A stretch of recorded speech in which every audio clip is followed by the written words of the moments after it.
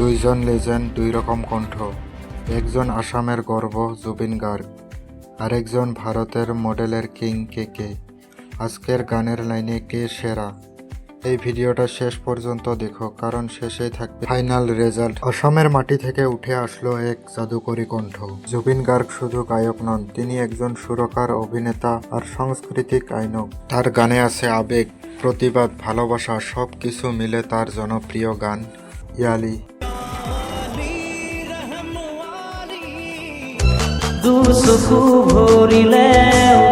মায়াবিনী, মায়াবিনী রাতের বুকু দেখা পালো তোমার ছবি। আসামে তাকে বলা হয় লিভিং লিজেন্ড। অন্যদিকে আছে ভারতের এক অন্যান্য কণ্ঠ কৃষ্ণ কুমার কুন্নাথ, সবার প্রিয়। তার গলায় ছিল জাদু, যে গলায় শুনলে মনে হতো এটা আসল ফিলিং। তার সুপারহিট গান তারাপ তারাপ, तड़प के इस दिल से आह निकलती रही, मुझको सजा दी জারাছা, जरा सी दिल में दे जगह तू।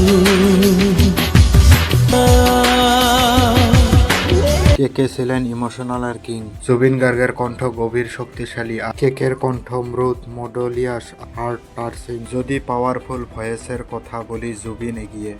আর যদি সব রোমান্টিক কণ্ঠ, তাহলে কেকে। জুবিন গার্গ ইয়ালি, কেকে জারাসা। এই দুই রাউন্ডে ফিলিং এর জন্য কেকে এগিয়ে। দুজনেই কিং, কিন্তু জনপ্রিয়তা কেকের সামান্য এগিয়ে। জুবিন আসামের এক নাম্বার আইকন, কেকে সারা ভারতের জনপ্রিয় কণ্ঠ। এই রাউন্ডে জুবিন গার্গ এগিয়ে। আসামে জুবিন গার্গ মানে আবেগ।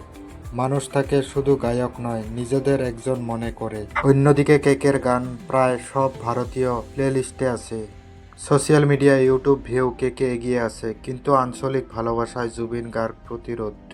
আপনাদের মতে কে সেরা, জুবিন গার্গ নাকি কেকে? কমেন্ট করে জানাবেন।